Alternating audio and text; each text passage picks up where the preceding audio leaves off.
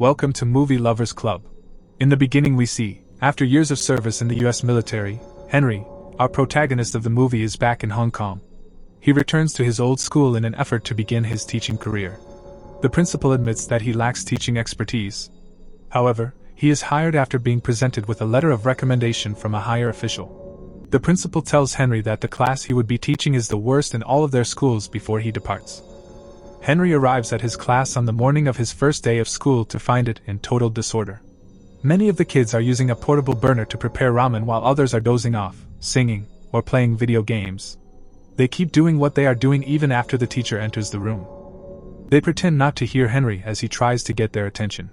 After failing to get their attention, he stops trying and walks about the classroom making comments about what they are presently doing. Henry explains ramen has too much sodium, so he asks to eat less ramen to the students who were cooking ramen. Then Henry approaches Sufa, who is playing the ukulele, and assists him. He also warns a gamer kid about the radiation problem for too much screen time. After that he introduces himself, and writes his name and phone number on the board. But the students continued whatever they were doing. Henry decides that enough is enough and activates the fire sprinkler in the room using a rubber band and some chalk. The students quickly spread out to keep themselves from getting wet. Finally, he has their complete attention and welcomes them to his class. A group of 5 of the lowest-ranking students gather in the sports locker room after class to smoke. The group's leader Jack has a crush on an A-grade student in a different class, and others make fun of him when they see him staring at her photo. This group has a rivalry with the affluent and privileged basketball team players at the school. As they reach the supply area, they make fun of Jack's poverty as usual. Later, Jack and the group watch the basketball team practice from a close distance. The team captain falls to the ground as Jack drops a bottle on the court. The group laughs but is given detention by the school's English teacher Miss Liang. In another scene we see the principal of the school is upset because the education board intends to take 20% of their yearly funding. The board members come to the school for a tour so they can see how the money is being used. The students have set a bucket of water to prank Henry. However, he is able to push the falling bucket away because of his quick reflexes, and the students are left shocked. Henry, who is aware that Jack smokes, begs for Jack's pack of cigarettes. Jack just hands him the pack without asking what he's going to do with it. Henry then asks Sufa to list the 3 components of a cigarette. Henry let Sufa skip class that day when Sufa provided the right answers. Everyone then begins to bang on their desks, demanding that they too want to skip the class. Henry is happy to see the students is paying attention and interested in learning for the first time. One of Jack's friends, Bruce, stumbles over the basketball team captain that day in the cafeteria. This leads to a disagreement between the groups, which quickly develops into a fight. They wreck the place by throwing food and tables at one another. Later, Henry is informed that 5 of his students have been given temporary suspensions for fighting. Henry looks through each of the 5 students' files that day after school to learn more about them. The first student, Sufa, is often accused by the police for stealing in his neighborhood. The only wish Sufa ever disclosed in life was to be a musician. Then there are 2 brothers named Bruce and Chris. When they were young children, their mother left for a man, which caused their father to become an alcoholic. Growing up, the brothers' primary source of support was one another. Chris worked hard in a grocery shop to provide money for the family, while Bruce got obsessed with video games to escape reality. A girl named Danan is the 4th one. Since the day she was born, she had been a disappointment to her father, who had always desired a son. Danan has spent her entire life attempting to earn her father's respect. The last student is Jack, but Henry cannot find any information about Jack's family background. The next scene shows Jack working as a waiter at a restaurant. A mob boss and his business associates enter the restaurant. Jack tries to steal his expensive lighter when no one is looking, but he is caught. His men assaulted him. He gives him some money and makes an offer to hire him as their food delivery man after finding out that he is a student. Henry visits Sufa's house and discovers he is fleeing after stealing a ticket from his father and his friends. He initially assists him, but after learning the reason why he is being chased, he sides with the father. The following day, Henry meets with Bruce and Chris's father and pursue him to check into a recovery facility for the benefit of his sons. Meanwhile, Danan's father offers her a bag of cosmetics and asks her to act like a girl for once. Because he constantly makes Danan feel unfavorable, she gets mad at him. She sneaks out of the house with the car key after applying makeup to her younger brother. Henry intervenes just in time to prevent her from taking off in her father's car. He tells her that driving away won't solve this and suggests an alternative.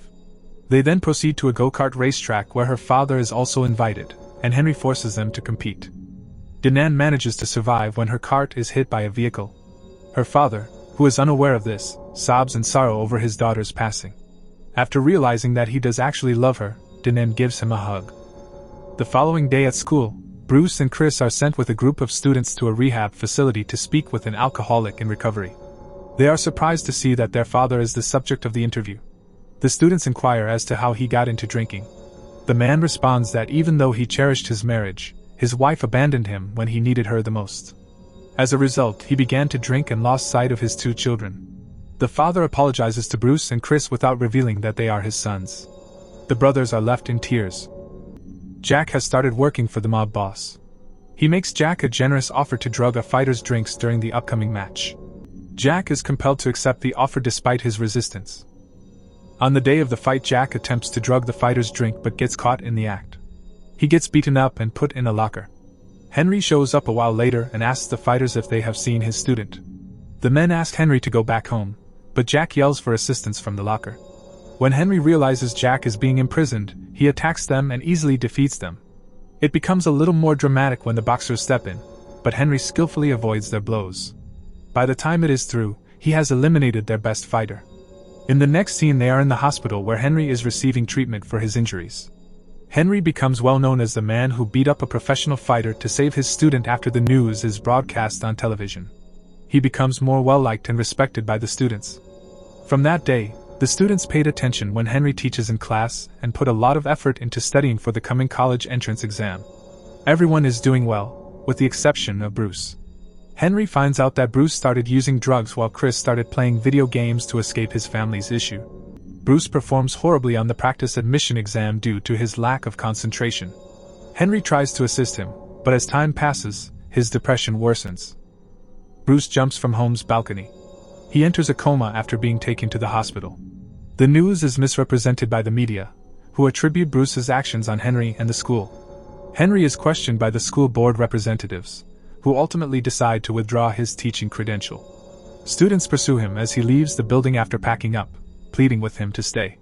Although they are devastated by his departure, they are aware that they must succeed on their next test in order to make him proud. They put in twice the effort in their studies after that to convince the board that Henry is an excellent instructor. On the test day, Henry texts Jack and all of his classmates asking them to gather in the school an hour prior to the exam. When the students come together, they learn that it was the mob boss, and his plan was to keep them in the building so they wouldn't be able to go to the exam room in time. The mob boss has done this to teach Henry a lesson. Sometime later, Henry shows up at school and learns about the mob boss's scheme.